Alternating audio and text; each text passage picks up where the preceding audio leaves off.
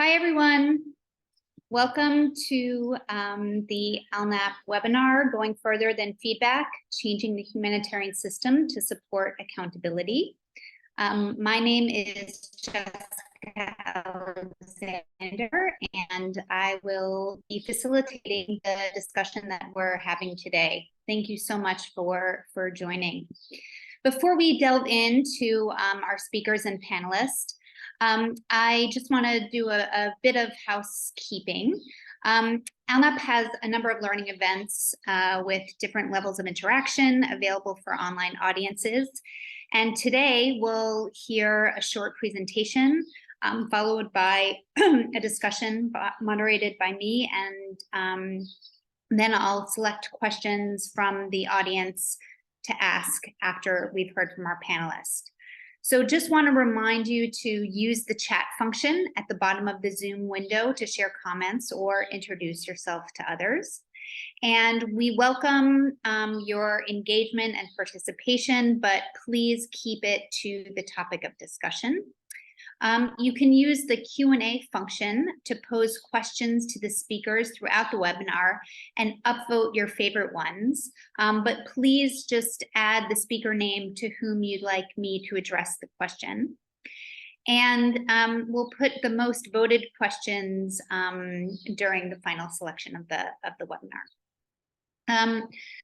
So as I said, ALNAP has been running a series of events, and this one is one around sticking points for the humanitarian system, where, as many of you know, despite commitments, progress has been slow for many years.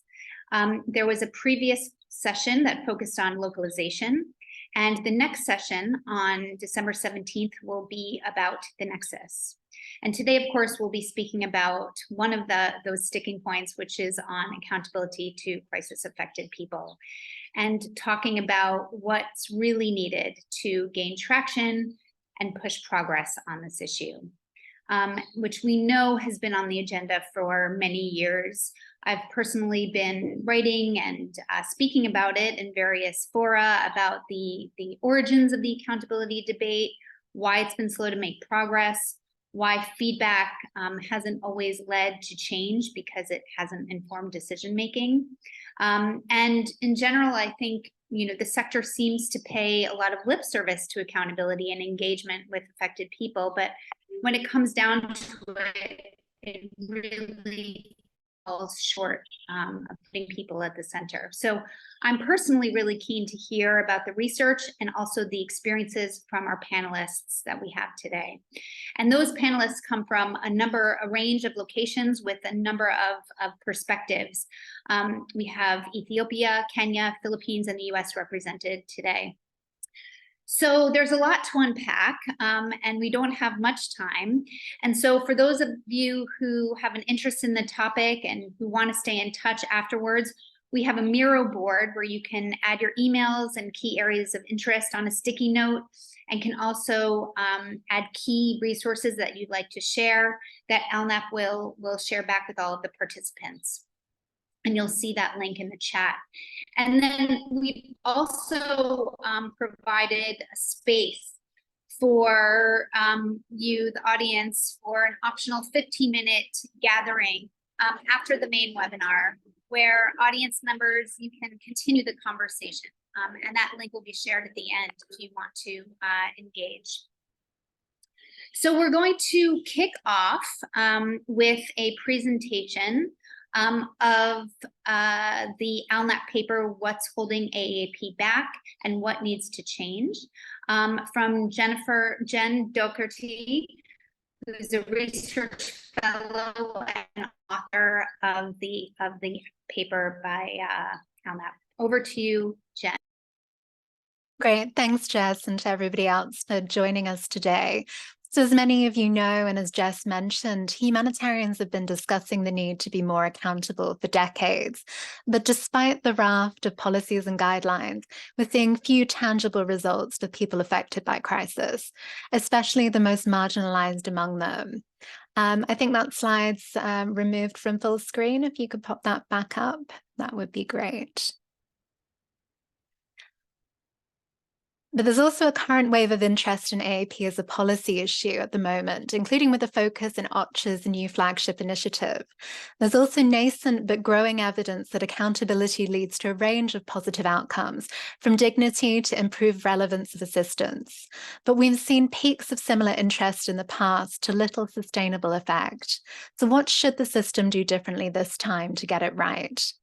So my research is based on a literature review, key informant interviews, surveys, and focus group discussions with people affected by crisis.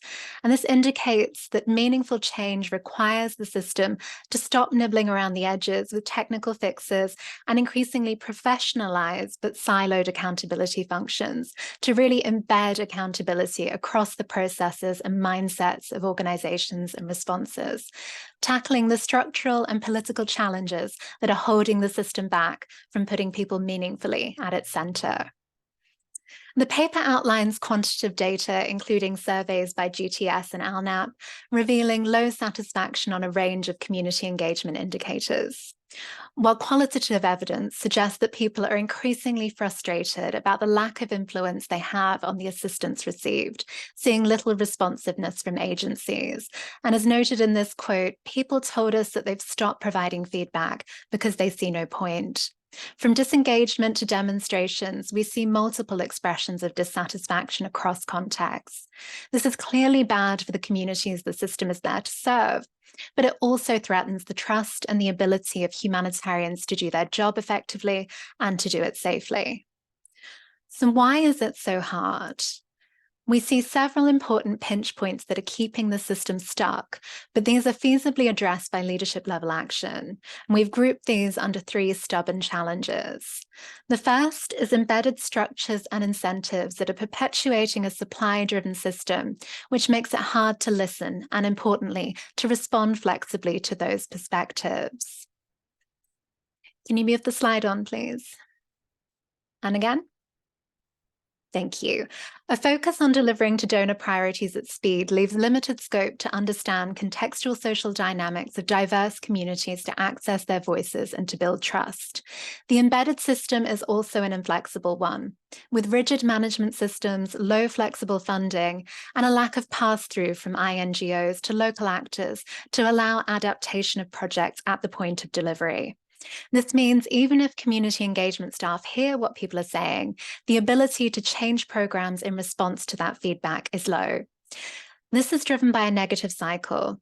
Operational agencies lack a critical mass of flexible funding to really invest in more adaptive systems. And that's then perpetuated by a lack of clear evidence for donors that when flexible funding was given, that it was used to address community priorities, making it difficult to convince publics and parliaments that flexibility works. But it's not all doom and gloom. Some organizations are paying more nuanced attention to listening and understanding people affected by crisis, from UNICEF exploring social science approaches, to IRC highlighting the crucial role of frontline staff, to partnering with refugee-led organizations who understand the lived experience of communities. We also see some organizations working on responsiveness by trialing more flexible management and financing approaches focused on outcomes rather than activities, or donors tackling challenges to providing blanket unearmarked funding by building flexibility into grant management tied more explicitly to community inputs. The second challenge is a lack of adaptation to shifts in the external context that are threatening the ability to deliver in line with people's changing priorities and an altered funding landscape. A significant shift is the increasingly protracted nature of crises, including conflict, long-term displacement, or recurrent climate threats. This alters the priorities of crisis-affected people from basic life-saving to resilience and beyond. If the system sticks to a narrow humanitarian remit, it's increasingly unable to respond to these holistic needs people are expressing. As well as that changing nature of crisis, increasing scarcity of resources in the face of rising need is forcing tough choices over allocations, raising questions for accountability, including if community engagement funds are already seen as a nice to have, will scarcity further reduce them in favor of more tangible goods? And will the voices of crisis-affected communities have any influence over the where, what, and who of prioritization decisions? Again, there are promising practices to build on that don't necessarily expand that humanitarian remit very far, but do require more effort to work across the humanitarian development peace network. We see examples of agencies experimenting with social accountability approaches by supporting communities to identify and mobilize for longer-term rights, or linking more with government delivery structures, or advocating for refugee support from host governments. We also see some agencies like WFP increasingly engaging communities in local prioritization decisions, allowing scope to diverge from system-level criteria of need that sometimes clashes with community perspectives, enabling assistance that people view as more relevant and legitimate, and supporting both social cohesion in the community and also effective use of scarce resources. The third and final challenge is big. Inherently unequal power relations between humanitarian agencies and crisis-affected people undermine the standard accountability relationship. There's no sanctioning mechanism people can really use to hold agencies to account when they underperform or do harm, reducing incentives for action. Accountability also assumes an empowered rights holder, yet there's a continued underlying conception of assistance as a gift that people should be grateful to receive, overlaid by an international system that doesn't always see people affected by crisis as active agents with capacity to engage in decision-making. This barrier can be amplified based on race, age, gender, sexual identity, physical ability, or any intersection between those identities. These issues around power can feel entrenched and hard to overcome, but we do see some agencies stepping up to be more open to scrutiny and transparent about investigations, or agencies engaging more with local accountability institutions, or intermediaries that people affected by crisis trust, helping to reduce that power gap at least a little bit. Could you move the slide on? Thank you. Reducing that gap further has strong interactions with the decolonization agenda. As well as leaders walking the talk in terms of attitudes, approaches that put humanitarian finances and decision-making directly into the hands of communities helps to promote agency, such as the survivor and community-led response approach. Local actors also have their own AAP approaches and ways of building trust with communities that the international system can learn from and amplify. For many organizations, this is the start of the journey. We need to keep developing evidence and learning around these different challenges to take them forward. There's more on those issues unpacked in the paper, including recommendations and specific examples and resources for promising practice. We're at an important moment for accountability in the humanitarian system, where its value is increasingly clear, but the broader structures are not there to maximize its potential. What's needed is leadership-level drive to make those shifts that community engagement and AAP colleagues can't do on their own. Thank you all for your time. Great, thanks so much, Jen. Such a concise presentation for such a broad topic, and I'm sure the paper goes into a lot more detail on these issues, but what struck me was sort of the overlap between a lot of the other sticking points, localization and the nexus, of course, and how the three are so intertwined.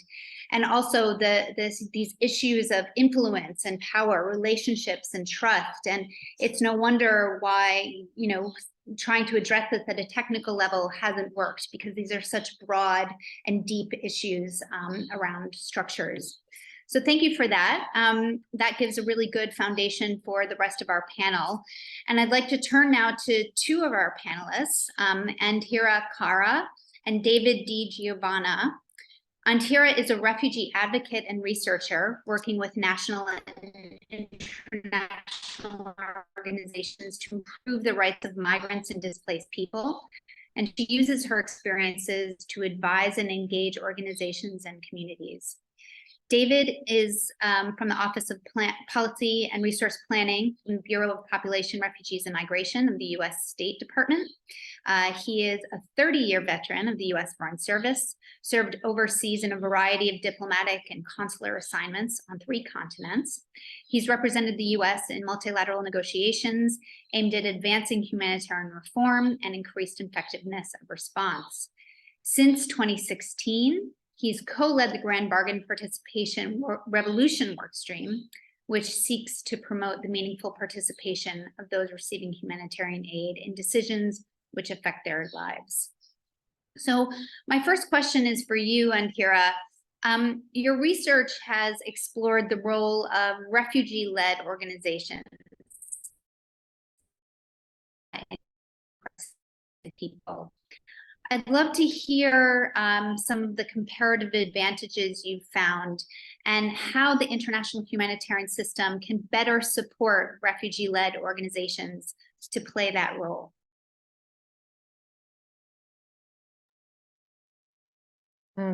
Thank you so much. And I think just to start on, the obvious advantage that I found with my research on refugee-led organizations, specifically on East Africa and in the Middle East, was seen during the COVID-19 pandemic, when a lot of international organizations, including UNHCR, could not provide direct services to refugees, especially those ones that are living within the camp setting and settlement setting in Africa. Refugee-led organizations took the center stage and were actively involved in providing services to their communities.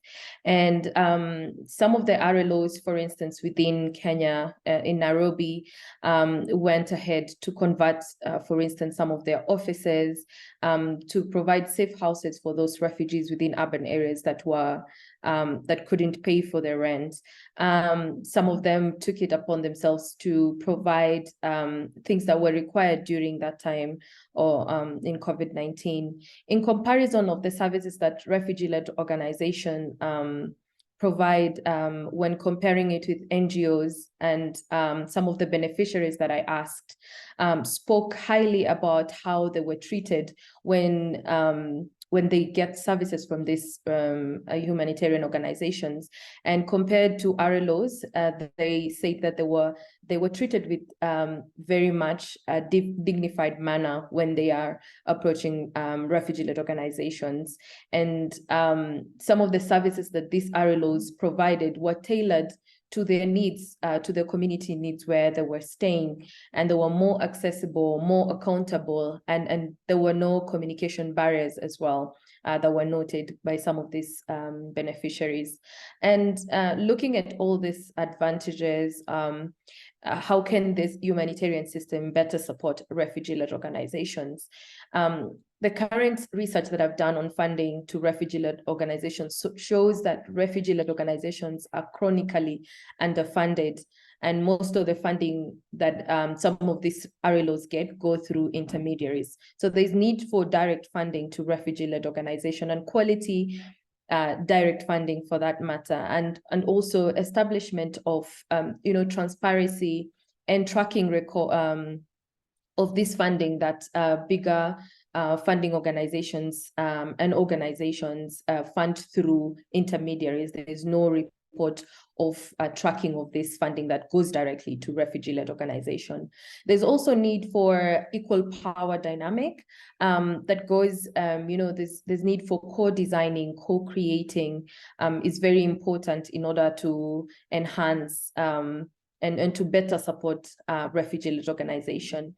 There's a lot going on capacity strengthening and capacity development, and the current models, unfortunately, is mostly consist of short-term training sessions for refugee-led organizations. So there's need for current models of that support capacity development to be able to consist of not short-term, but a long-term strengthening activities that can be able to be embedded within project delivery. So I think those are some of the things that I can point out in terms of the support that the humanitarian can be able to give to refugee-led organization. Thank you. Great, thank you, Antira. I'm going to turn now to David. So there have been a lot of issues already discussed. I'm curious what has stood out to you as important to focus on from your position within a donor government. And also, given your longstanding involvement in the participation revolution since 2016 when the grand bargain was kicked off. Thanks, David. Yeah, thank you, Jess. And thank you to Jen, and thank you to ALNAP for inviting us, for holding this event today. I agree with Jen's comment a couple of moments ago that this is an important moment for accountability. We have been talking about this for over a decade. We've been working on it at least since the grand bargain intensely, and I think we do need to recognize that there has been progress. If I go back and look at 2015, 2016 and compare it to today, virtually all of our partners, my bureau's partners, have a strong framework in place. So they have a strategy. We just have to implement it. I kind of describe it as getting in a car and pressing the clutch, but not releasing the transmission. So you don't really go, so the engine moves, but you don't really move forward so far. But I think it's important to recognize that this is actually hard. And there are a couple of reasons which we can get into later as to why it's hard. I think the paper talks about some very difficult challenges that humanitarians face. It's not simply tinkering with the process and ticking the boxes, so to speak. It's actually a power shift, and letting go of power in any case is never easy or automatic. So that's the first context, I think, in which we are discussing this, and I think there is broad agreement on those points. Three things that jumped out at me from the paper and from the discussion to date. And the first is the importance of leadership among donors, leadership among humanitarian actors.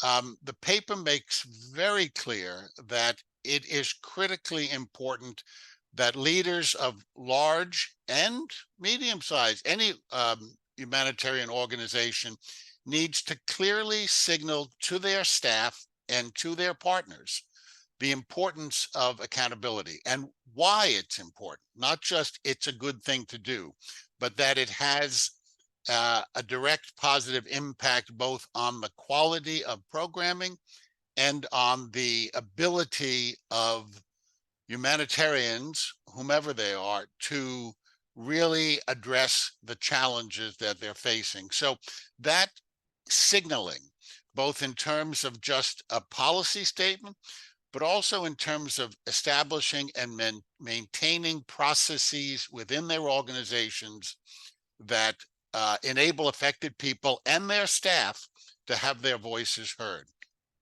That's the first thing. Leadership matters. Second, I would say incentivizing is important. And this is where I think donors obviously need to do a better job. We have a responsibility to incentivize our partners to create and to maintain adaptive programming. We have said the right words. We have not always taken, I think, the right actions. And this is not just more flexible funding. That is important, but it actually is equally important to fund flexibility. And I think we are moving in the direction to try and do that. And the paper in several places makes this clear, that we need to begin to have more intensive dialogue with our partners to make clear that we will fund flexibility. If they need flexibility and they don't have it, come to us and we will give it to them. I think my bureau has tried to do that. And we engage with our partners in that way, and we put language in our programming agreements that signal that, but I don't know that the signal is always there. But we on the donor side need to do a better job. And I want to be clear, it's not from the donor perspective at this point asking partners to do more. We're not trying to put the responsibility on our implementing partners. At this point, we're simply asking our partners to do what they already are committed to do. As I said earlier, everyone, speaking from my bureau, every one of our partners has a robust and very impressive AAP strategy or AAP framework. And if we simply do what we put down on paper, we say we're going to do, we will do better. But as I said at the beginning, it's hard. And that brings me to the third point, which I want to strongly echo what Indira said. We all need to do a better job of engaging with and listening to local actors. Refugee-led organizations, certainly, but local actors more generally, they know what's happening on the ground. They can communicate in a way that we international actors do not communicate. And I think donors need to find ways to engage more with local actors. This may be direct funding, but I will tell you speaking from a large donor, we don't have the capacity at this stage to do large scale direct funding of small partners on the ground. But there are other ways to do that. I have had multiple discussions over the course of the last 6 to 8 months of our partners, our intermediaries, who are explicitly building more equitable partnerships with local actors that are intended explicitly to put them in a position to get more direct funding from donors. There are intermediaries that are working on this. We as donors need to focus on that and to incentivize that, to encourage those intermediaries to be more creative and to be more effective.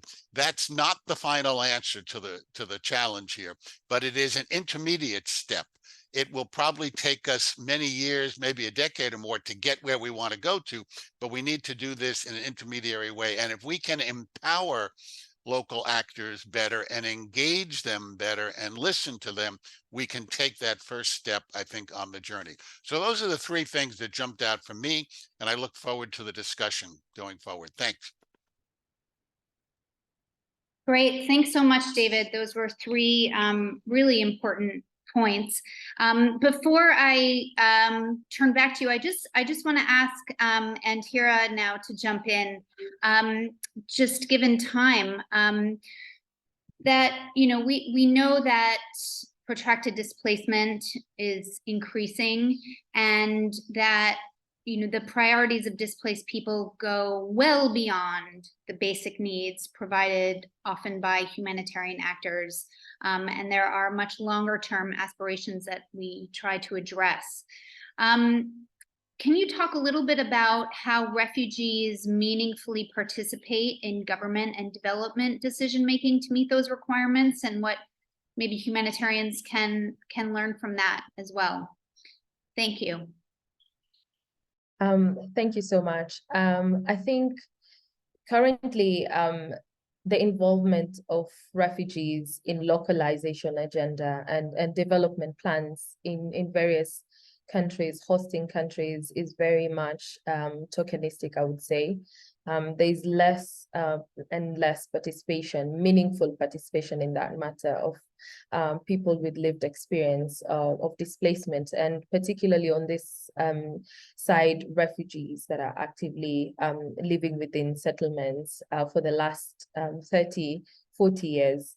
So there's therefore need to enhance inclusion of refugees in decision-making processes, and meaning that being able to involve refugees in the planning sessions, in policy development, and this enables their voices and also their experience as experts to be able to shape the solutions that this governments are coming up with, and also increases community ownership, and ultimately it enables sustainability of projects, especially development projects for this protracted refugee situation.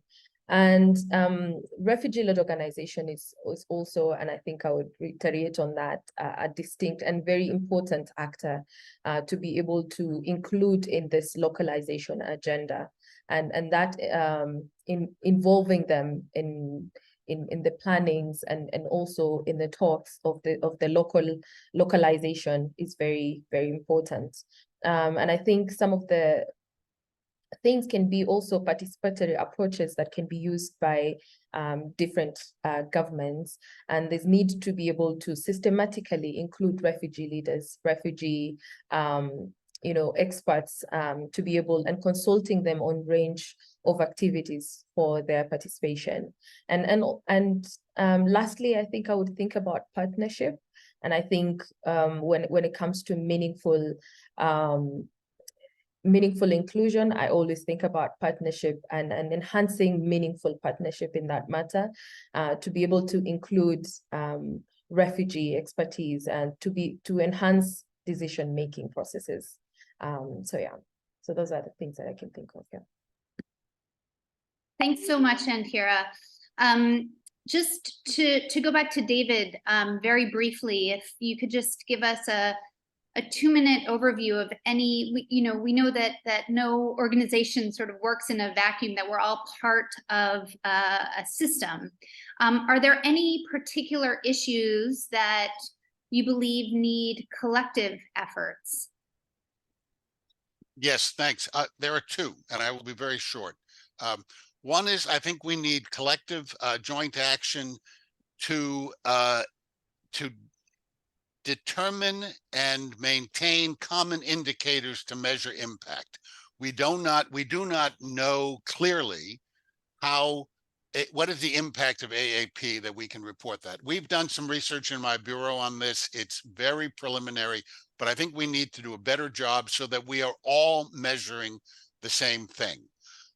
And we're at a very early stage on that, and that is clearly a place where collective action can be useful. The second is joint advocacy and messaging. I will admit that donors are not doing very well at this. We in my bureau have just completed an independent evaluation of our AAP work, and a lot of the recommendations, a lot of them focused on our messaging, our external messaging on these issues as to what our policies are. And I think we as donors can do a better job of joint advocacy, joint and consistent messaging, not just to our joint partners, but to affected persons and to local and national actors, that we take this important, and that opens a long-term dialogue with those people on these issues, and we can learn a lot from that dialogue. Thank you. Great, thank you both so much. Those are really key interventions and add a lot to the dialogue. I'd now like to turn to Michael Mwandwa, who's the Disability Inclusion Advisor within the Accountability to Affected People unit at the International Committee of the Red Cross. He oversees the implementation of the organization's strategy on disability inclusion. It's Vision 2030 on Disability, which is a 10-year cross-organizational strategy that aims to transform the way the ICRC addresses disability inclusion across the organization and its operation. He has 20 years of experience in disability inclusion, both within development and humanitarian programs.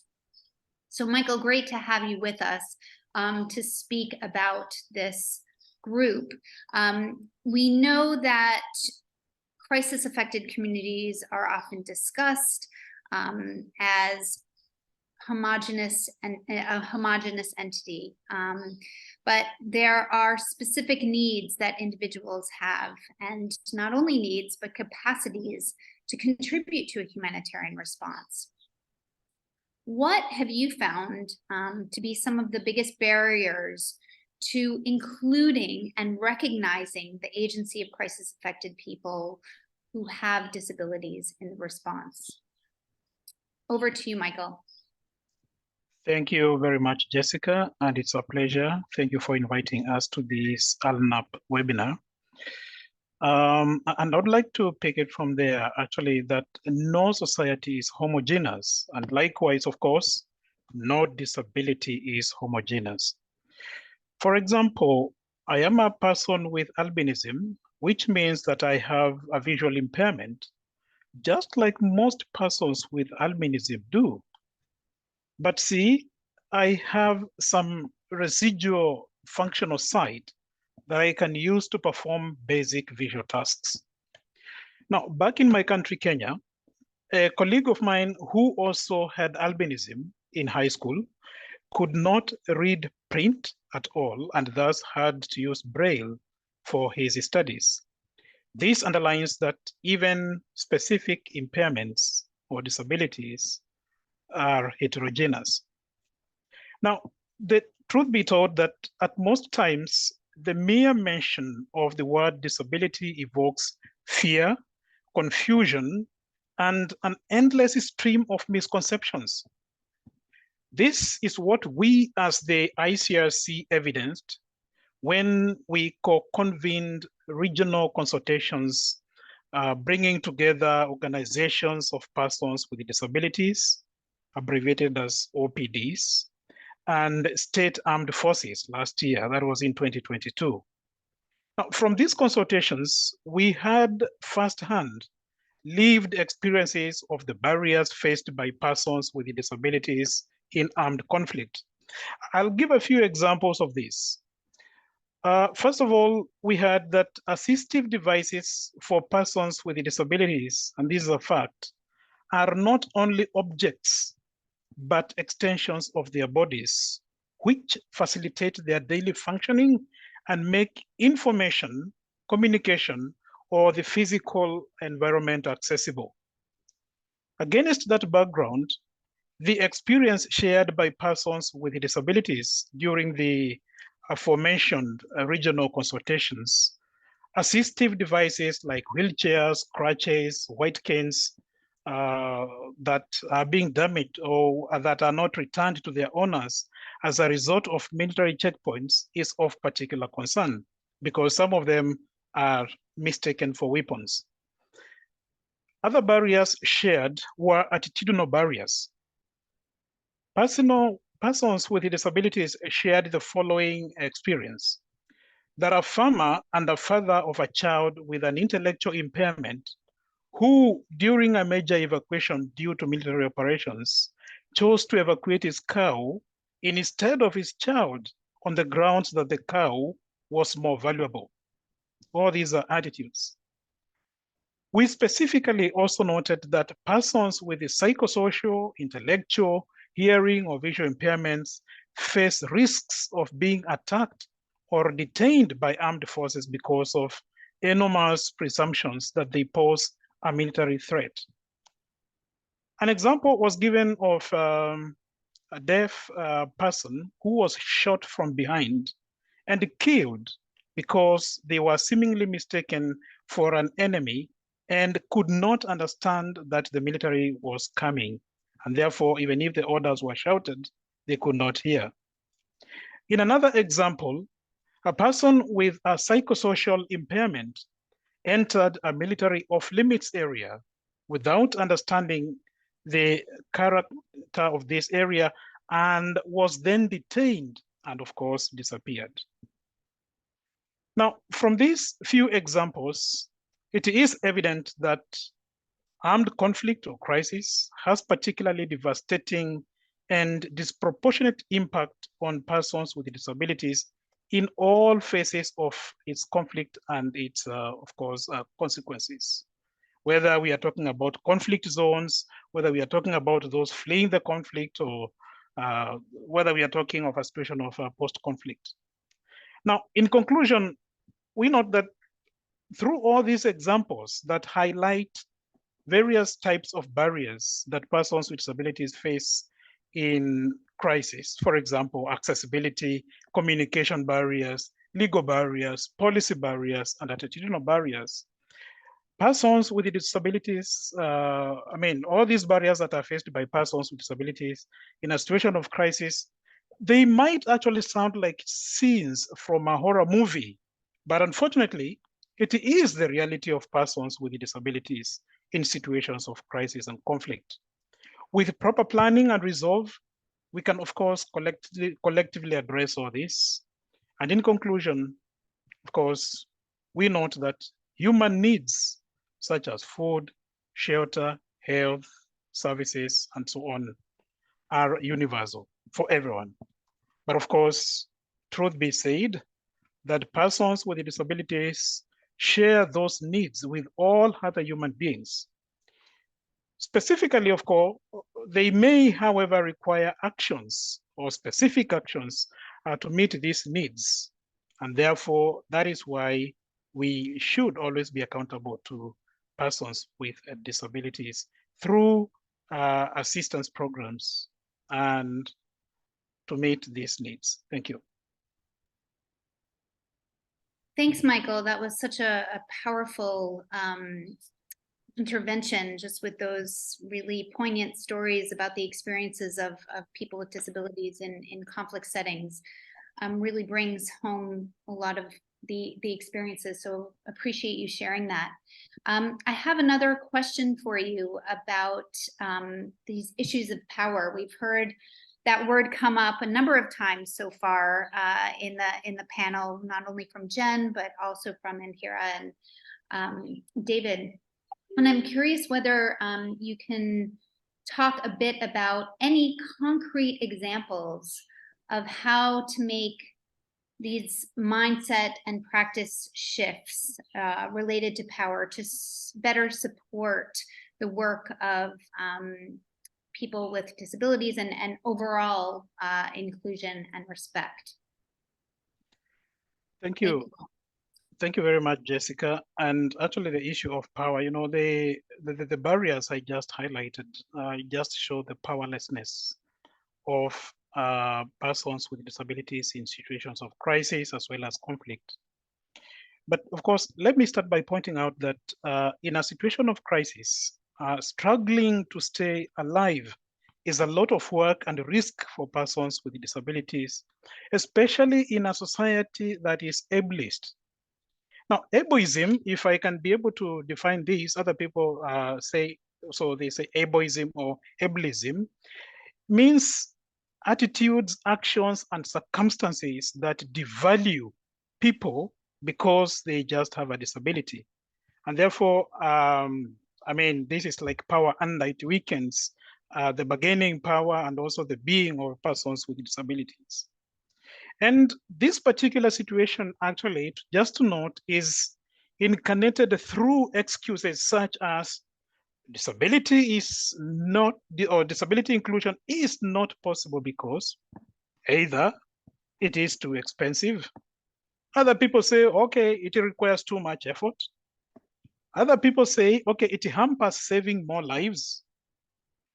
Others say that it is not our mandate, you know, an excuse.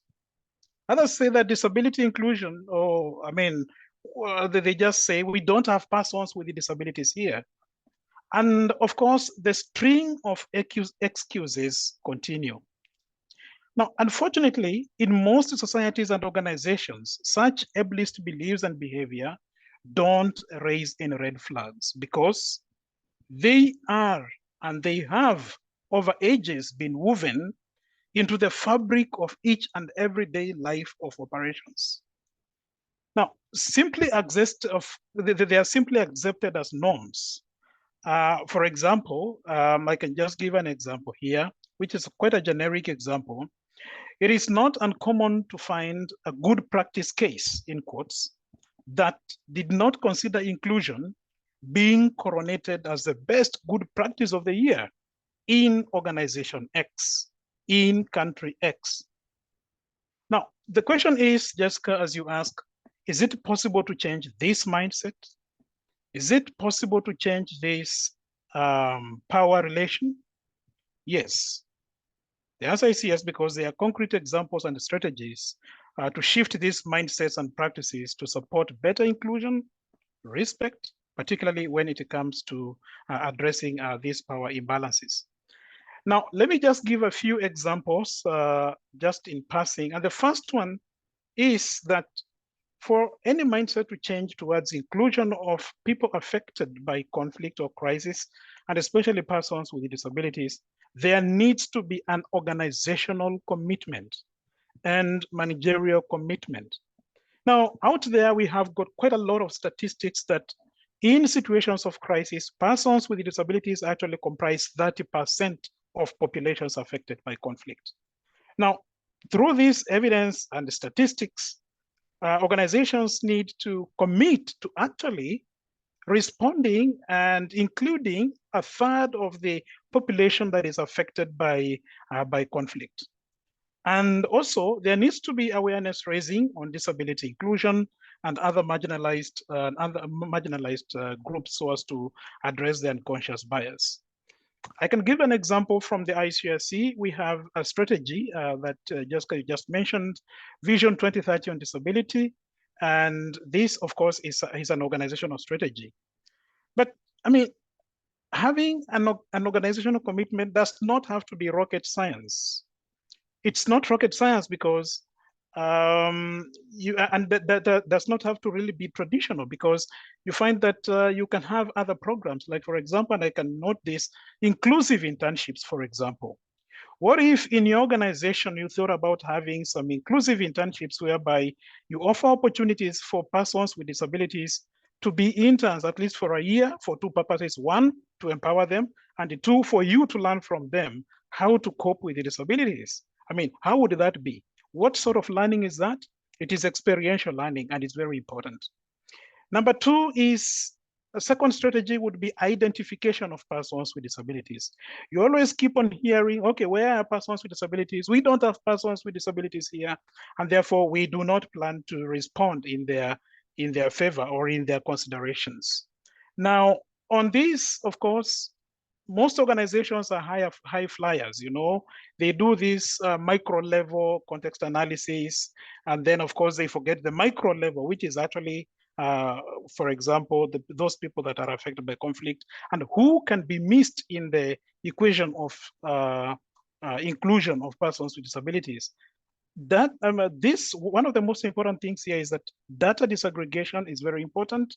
And for example, I mean, we as the HRC, we have what we call a data disaggregation framework that we just composed this year, and therefore we are going to continuously implement it.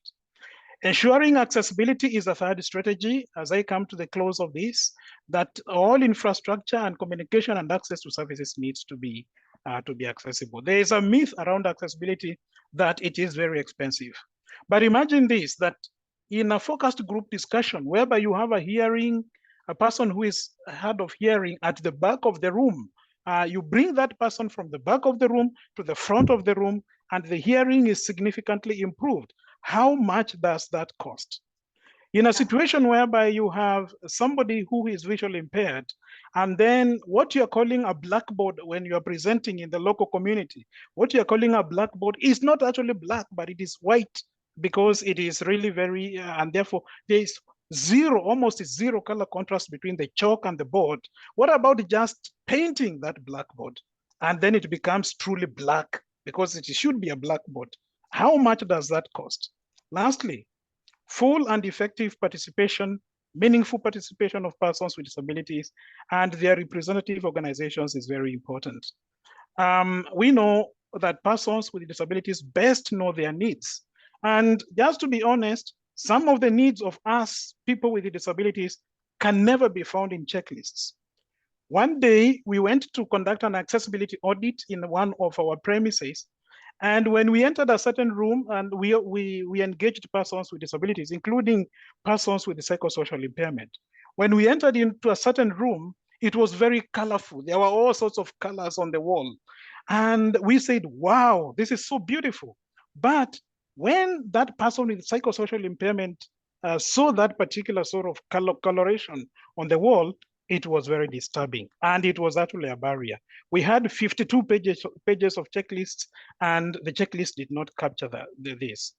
Now, Michael, sorry, I'm going to have to ask you to wrap it up here. These have been really, really great examples around organizational commitment, the disaggregation of data, and some of these more simple solutions. And maybe we'll be able to get more into it in the Q&A, but just looking at time, if you can just please wrap up your intervention right now, that would be great. Thank you so much, Jessica, and apologies. So by implementing all these strategies and fostering a culture that prioritizes inclusion and respect, organizations can make significant progress in addressing power imbalances and creating the highest outcomes for accountability of affected people including persons with disabilities. Thank you very much. Great. Thank you, Michael. That was really interesting. And we'll be coming back to you in the Q&A, as I know there are a number of questions that your intervention has raised.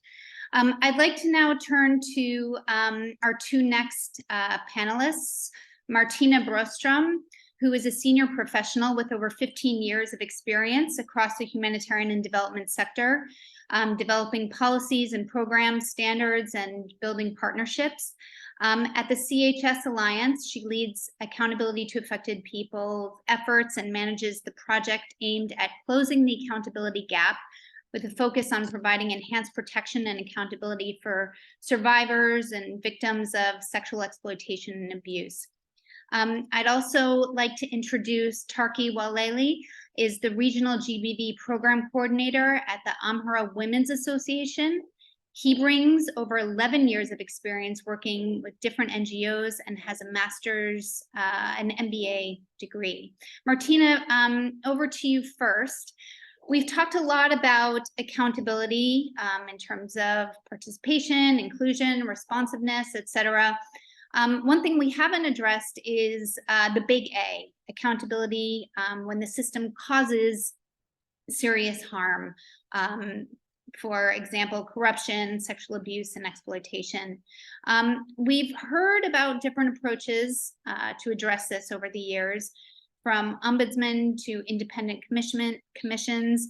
Can you tell us a little bit about where the discussion is now, and how can agencies incentivize meaningful accountability with the lack of system-wide sanctioning, mechanism? Thanks. Over to you, Martina. Thanks, Jessica, and thank you, ALNAP, for inviting us today to join you in this really important discussion. I'm really enjoying it so far. Yes, power imbalances between people affected by crisis and aid agencies are a fact. We do have colleagues in our midst who misuse their power and who commit harm, including sexual abuse, exploitation, and harassment. And second to your question around the ombudsman, I think it's a really hard one actually to answer. And to the best of my knowledge, the jury is still out there. So for those of you who haven't been following this conversation or aren't necessarily involved in the SCH discussions, the vision of an international ombudsman was supposed to be, the vision was a recourse body mechanisms for complaints such as SCH. And the idea gained a lot of momentum back in 2018 when the Aid to Me Too cases happened, and there were a lot of complaints and cases being grossly mishandled by aid actors. And since then, we have seen a lot of notable improvements, especially when it comes to HR procedures, screening of new recruits, etc. And some nascent progress, I'd say, when it comes to dealing with abusers. But the progress that we have seen has been very uneven, and the route to branch reform that we were hoping for the sector has not been realized. And so that oversight function, the recourse body, in the absence of that, I think that we're all kind of struggling, or what should best practice look like. And I'm privileged to lead a project on behalf of the CHS Alliance, which is funded by the Dutch Ministry of Foreign Affairs, which really emerged out of this ombudsman's discussion. And maybe I can share a little bit about how CHS Alliance is approaching the unmet needs and challenges in the absence of such a mechanism. And the project then that I'm working on, and we will hear later on from my partner colleague Tarki, but it's a project that really aims to listen to victims and survivors and then develop accountability mechanism that works for them. And it's a project that we're implementing in 3 distinct humanitarian settings. So that's the Rohingya community in Cox's Bazar, the internally displaced communities of the Amhara region, and also the Palestinian communities of the Palestinian territories. And why did we why this project? Well, PSCH has emerged historically out of the compliance mechanism, and then there has been a series of awareness and trainings of the communities that the efforts that haven't really been tailored to really meet the needs, both in terms of support and accountability when it comes to those who have actually been victimized and have suffered abuse. And also, we haven't been very successful in integrating PSCH in our operations, so it has remained very much at the policy level. And because of this traditional approach to PSCH, they haven't really been, the mechanisms that have been put in place for people to use when they have been victimized haven't really worked. They haven't been trusted and they haven't been used. And so we felt that there was a real need and scope for learning for how to then apply what we call a victim-centered approach. So flipping the kind of script, putting the people at the center so that we can, we as organization, that our staff and our operations can be safer for communities and also become more accountable to those that actually suffer harm. And so I think a critical component of this project was that we really wanted to approach the learning in a way that we started by recognizing that the survivors and their civil society intermediaries are both the knowledge holders and the real experts in their context. And that we should be inclusive and we should invite more than the traditional humanitarian actors. We should invite a suite of actors from both government and civil society and academia that operate outside of the humanitarian response, but that are knowledge holders because they live and work close to the challenges and have a good and much deeper understanding of the challenges than we would have. And so what did we do to engage them? Well, first we undertook a needs assessment and a community consultation. And this was really the listening exercise. And it was also, the community consultation also provided sort of a forum for where they could envisage the challenges, the changes that they wanted to see too when it comes to PSCH and accountability.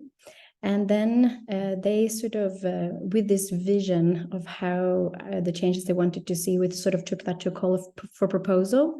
And then we invited local actors to sort of design the solutions that they felt could work in that context, which then in turn was a competitive bid. And then there was a local decision mechanism that we established, and they then evaluated and reviewed and made decisions on which were the proposals to be selected for piloting.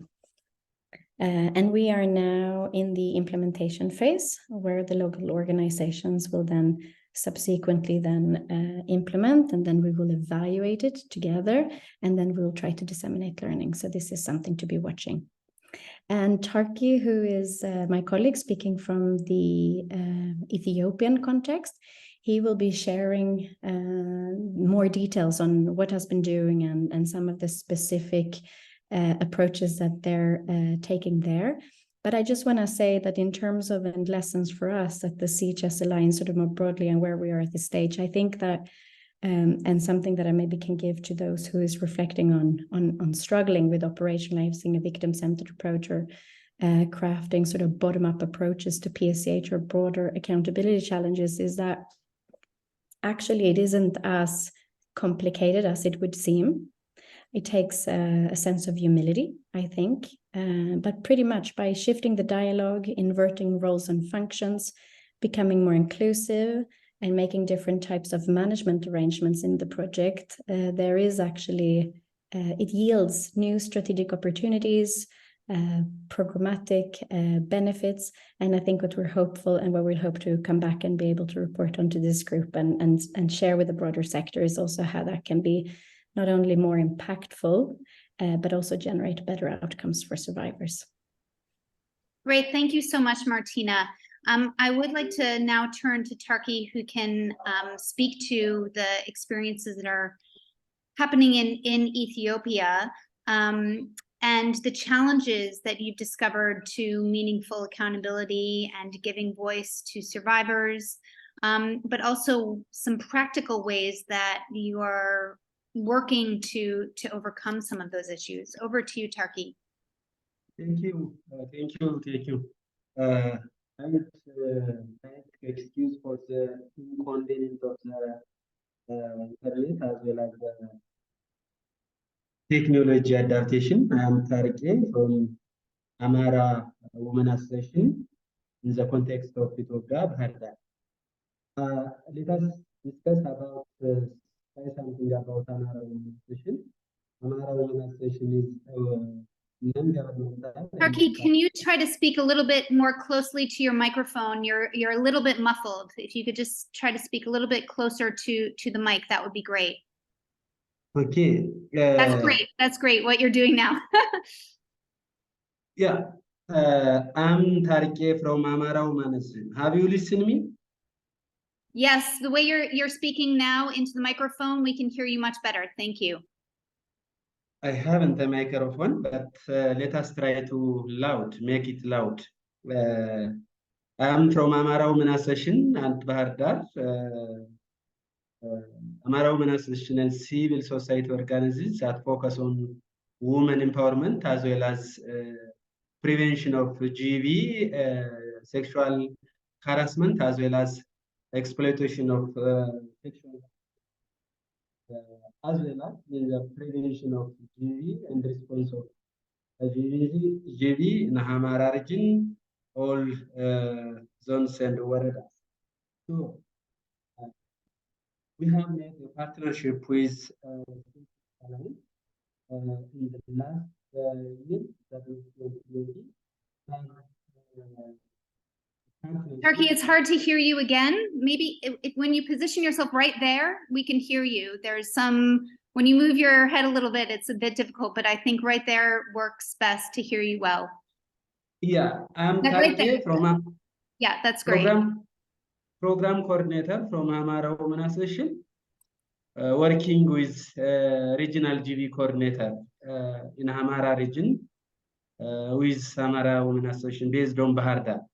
So we have established a partnership with CHS Alliance with implementing project sexual exploitation and abuse, harassment with the case of IDP communities, especially with selected zones and waredas. The critical focus for the CHS Alliance project is accountability mechanisms that work for the victims or the survivors. We know that there are so many victims on Amhara region, so we are accountable for that cases. So we're starting with the listening them. As you imagine that, this sensitive is close to community, and we listen to the different intermediaries. We are working with intermediaries. There are so different types of intermediaries, like the GBV case managers, the counselors, the police officers, as well as the women and children social affairs. In addition to, there is a focal person in a humanitarian standards with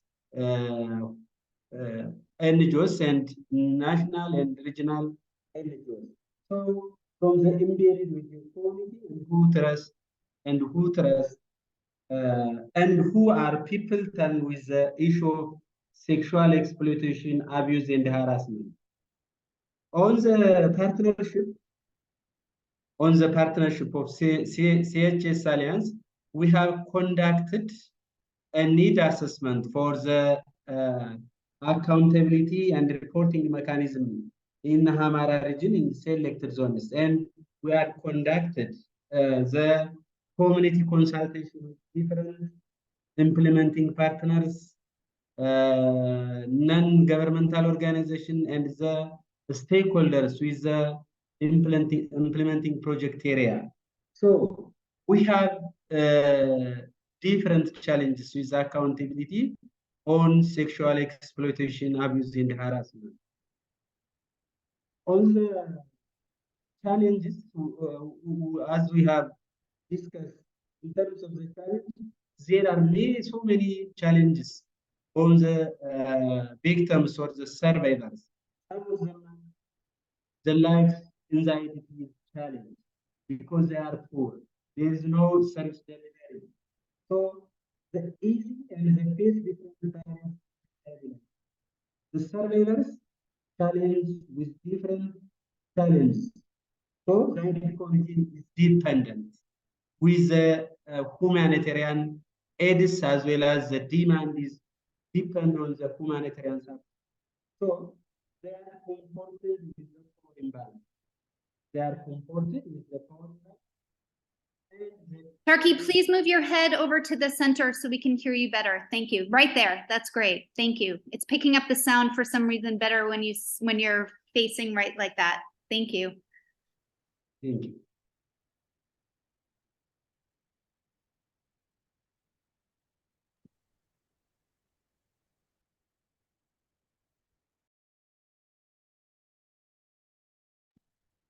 Please continue. Let us, I am talking about the challenge of the accountability. The IDP community is dependent. Here, the assistance they are living or receiving different needs and demand with humanitarian support. So they are confronted with the power imbalance. That means they are in power, they may be harassed, and they may be depend on the humanitarian needs. So these IDP communities do experience abuse of power, including the sexual exploitation, harassment, and abuse. Our research confirms that the past experience on GBV, gender-based violence, as well as exploitation of sexual exploitation and harassment, encompass with the power imbalance and the economic disparity of the survivors or the victims. Therefore, you are asking about accountability challenges. There are different challenges in the IDP or the campus. The first one is the effectiveness of harmed by the lack of availability, accessibility, as well as confidentiality. And the trust. If when the mechanisms are not ready or demanded for the GV survivors, or sorry, the survivors as well as the victims, ready availability will be accessible. So, confidentiality. These individuals are less likely to utilize the accountability. So, they ultimately undermine their purpose because they are powerless, they are poor, they are free from information, they are not accessible. Due to this, ultimately determines their purpose. Some of the specifically challenges of the survivors are: one, the reporting mechanism does not account for the context of the survivors. There is a report, but the report is suitable for the survivors. The second, compliant boxes are not present for the victims or the survivors. Even if there is a compliance boxes, most of the IDP community are not illiterate and they cannot read, understand the compliance boxes. The other point we have seen on the need assessment, community needs. There is a community need on the hotline service, but there is no accessibility for the helpline or the hotline services. The other point we have specifically identified that is that one, the service of the victim or the survivor available but not accessible. There is availability of services, but not accessible for the survivors or the PSC victims. So there is no, the other point, there is no case management systems like that of the GBV. Now, in Ethiopian context, especially in Amara context, there is case managers in every organization, but not PSA case managers in every humanitarian aid or humanitarian workers. So this is one of the main problems or the challenge we have faced for the supporting and reporting the victims. Turkey, I'm gonna have to move on now, just because of time. We're getting to the end of the session, and thank you so much for explaining some of the challenges that you faced in Ethiopia around the power imbalances, economic disparities of victims, and problems of accessibility, confidentiality, and case management. Thank you for that, and thank you also to Martina for explaining the work of CHS. I'd like to turn now to our final panelist, who can sort of speak at the system level. Manja Vidic has been the head of the United Nations Office for the Coordination of Humanitarian Affairs, OCHA, in the Philippines since 2021, working on large-scale disaster response, piloting anticipatory action, and developing community-led coordination models. Before starting work with the UN over 11 years ago, she was working with a global strategic management consulting company as well as a think tank. Manja, I'd like to ask you a bit about just one question around OCHA's flagship initiative, which was, of course, announced earlier this year, and it aims to shift the response coordination structures to be more people-centered and locally appropriate. This, isn't the first time a globally led reform initiative has prioritized accountability. And so I'm just curious how this is being rolled out in the Philippines, and also if you can speak a bit to how local actors in the Philippines are approaching accountability, and how you're learning from them in your efforts to make a more accountable international humanitarian response in the Philippines. Okay, great. Thanks a lot, Jessica. Hope you can hear me. Thanks again, yes, for the invitation, and it's very timely to have the paper issued, and also grateful for all the perspectives that have been shared by other panelists. So the flagship initiative was launched by Martin Griffiths, Emergency Relief Coordinator, at the beginning of this year. And the underlying idea is that we need to create that flip, right? It's the flip how we engage with the community. So I think was mentioned here a few times already, it's more than about the tinkering around the edges and just changing the forms. It's a 3-year initiative, and it's now being piloted in 4 countries in 4 different contexts. So Niger, Colombia, South Sudan, and the Philippines. And these countries were selected for various reasons. So on the Philippines context, we are very much looking into the emergency response and then following protracted displacement that's often resulted. Our context is also very much interlinked with the climate change. And it's very timely as COP is just starting in Dubai. I think what we do have to recognize as we embark on yet another transformational initiative is that a lot of progress has been done, but we still have a way to go. I think what was important for us as we are setting ourselves up, and we kind of in the first year really had this setup phase, is that we get the right people on board, so that we have people with very different skill set that were brought in the team. So these were people who perhaps otherwise would not be working for the UN agencies, like local community organizers, people from the different walks of life, private sector anthropologists. I think what is also critical is that we need to be, of course, closer to the field. So the flagship is greatly managed by through additional field locations, and kind of expanding that presence in the field and much closer to the people. A few other key ingredients for such initiative, of course, it's the leadership. It's the bringing together both the humanitarian country teams and UN country teams. engaging, at least in the context of the Philippines, very closely at the government, because essentially it's the government responsibility to put a lot of those solutions in place, working closely with the private sector, academia, NGOs.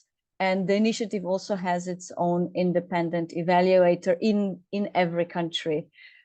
So our end result, or the idea, is that at the end of this roadmap that was developed, we would have a climate resilient community model and a new generation of coordination tools. So this is on the level of the Philippines, and then I think just a bit broader on the level of the flagship. It's about, above all, a learning journey. I think was also mentioned a few times today, is it's that journey where we are learning to relinquish power.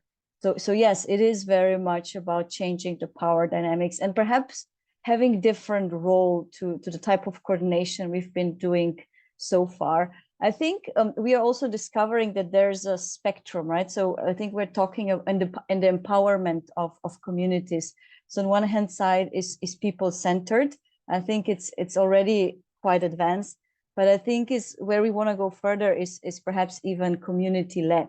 So could the initiatives be actually community-led? I think in embarking on this journey, perhaps also hasn't been mentioned as you're doing it as a practitioner with this bottom-up experimentation. It's also a lot about personal preparedness. I think, what each of us as individual brings into it, and not to forget what some of the blind spots that we might have, and not to stifle the creativity that is, happening. And just to give an example, I just arrived an hour ago to Tacloban, where we are with the 4 OCHA heads of offices from the 4 flagship country and colleagues from the headquarters. And we're going to be spending next 3 days in a community workshop with local community organizers and community leaders. So I think I have to be honest, I think they're going to be building our capacity rather than the other way around. So I think it's, that humility that we are learning from each other. And I think it kind of also goes to say that we really are interested in kind of creating that flip. I'll stop perhaps here because I know we're running out of time, but Jessica, if anything else, let me know. Great, thank you so much, Manya. I think what you said about this, the personal side is really an important point to keep in mind, that, yes, these are organizational commitments, these are system-wide commitments, but these systems and these organizations are made up of people. And, each individual has to go on this, what you said very well, I think also this learning journey to relinquish power. And us thinking, individually about how we contribute to that as just people being part of the system, and taking personal ownership and personal accountability for that. So thank you for those comments. We have gone over time, but that's okay. I think that's due to the fact that we have so much to unpack around these questions, and the interventions were so rich. So thank you to all of the panelists.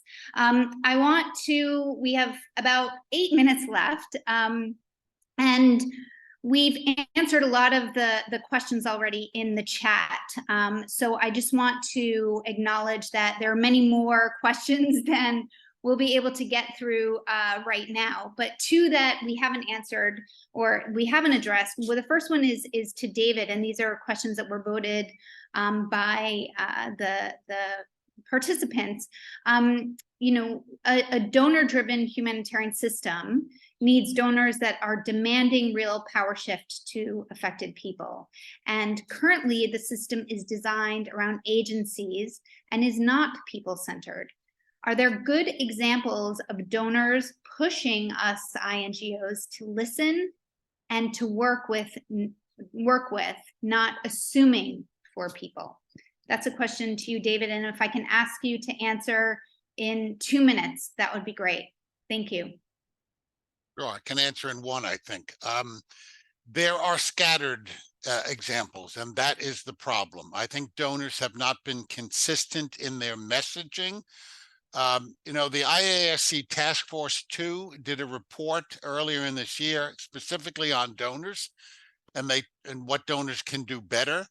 and they talked about a tier 1, tier 2, and tier 3. Tier 1 that have a dynamic kind of AAP policy, but we're not coordinated, and we're not messaging, and we're not moving beyond hortatory requests. And I think two problems we need to do better on. One is we need to coordinate ourselves better. And I go back to what I said earlier about understanding and, to the extent possible, coordinating indicators and impact so that we can send a clear and direct message to our partners. But it's out there. What we need to do, we just need to do a better job of enforcing that and incentivizing it. Thanks. Yeah, thank you, David. The next question is for Anhira. Many local and national partners need to be better resourced between responses or projects to support accountability to staff, training, opportunities to engage in advocacy. From your research on funding to refugee-led organizations, how could donors and other international actors make this kind of direct support available?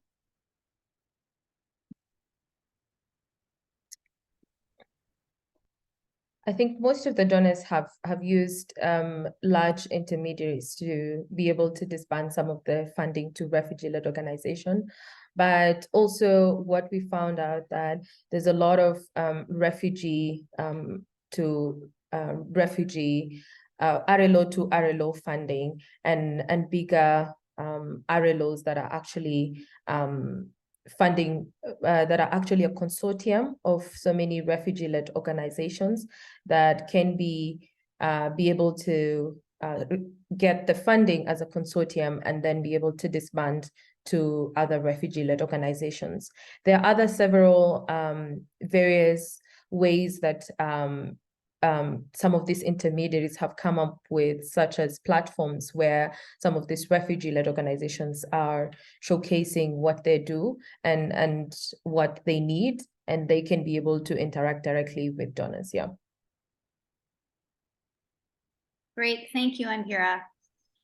Our next question is for Michael. The question says that they strongly agree that organizational commitments across teams or initiatives is essential when centering people with disabilities.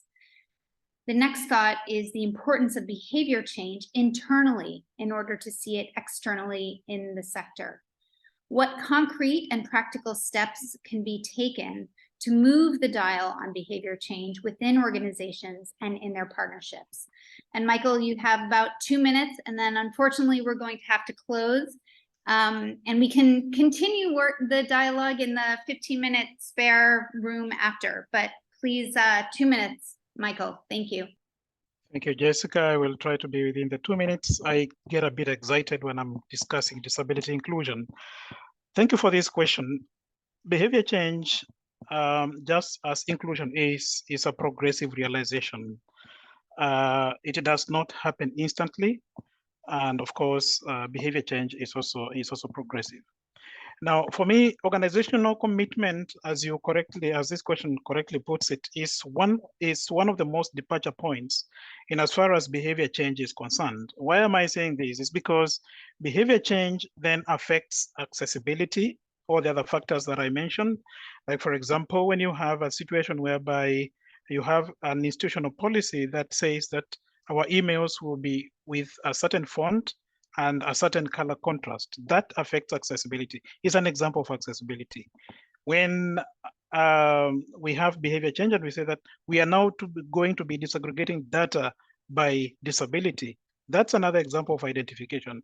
So organizational commitment affects each and every aspect of disability inclusion. And lastly, experiential learning is very important, as I just said, because being in contact with persons with disabilities in as far as their participation is concerned, having programs like inclusive internships, having persons with disabilities work within our midst is the best type of behavior change that you can be able to have. But it is progressive, and definitely that's why you find organizations having longer term strategies on disability inclusions, for example, 10 years. Thank you.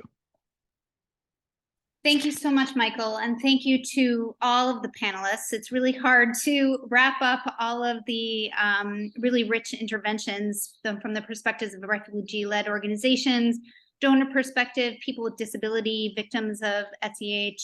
I think some of the themes that were repeated were around, listening to the lived experiences of people, whether those are people with disabilities, whether those are refugees, whether those are victims of sexual abuse and exploitation. And here I talked a lot about trust and partnership, and those being critical to the accountability with refugee-led organizations. We heard a lot about leadership, both from David and Manya, and that it really coming down to leadership being on board with this. And this issue around flexibility, and not just flexible funding, but fund flexibility. I like that, the way that David put that. Michael, you also addressed this need for organizational commitment on inclusion, and that being a really key priority. But also a lot of your examples were quite simple solutions. And this isn't rocket science. It's not as hard as it seems. And that was also reflected by what you said, Martina, around, some of the learnings with CHS when it comes to creating this victim-centered approach. And Tarki, the challenges, of course, that you've experienced or seen in getting SEA to be addressed in Ethiopia, again, going back to those power imbalances, the economic disparities of victims, and also accessibility. And, again, just to reiterate how Manya closed it, which I really liked, this personal perspective and the learning journey that we each have to go on around these issues, and, as a system to relinquish power. So thank you all so much, and I encourage you to read the report.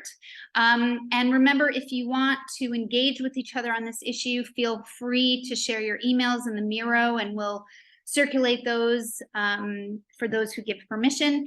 And we're 1 minute over time. If you want to continue this conversation for another 15 minutes, I feel like we could go on for another 2 hours. Please join the link and in the chat before the session closes. You'll have to join another meeting, and please mute your mics when you join it first. And just another reminder that ALNAP's next sticking point session on the Nexus will be held on the 7th of December. So thank you again to all of our panelists. Thank you to ALNAP for hosting the meeting, and thank you all to the participants for your engagement and for your questions. Have a great rest of your day. Bye.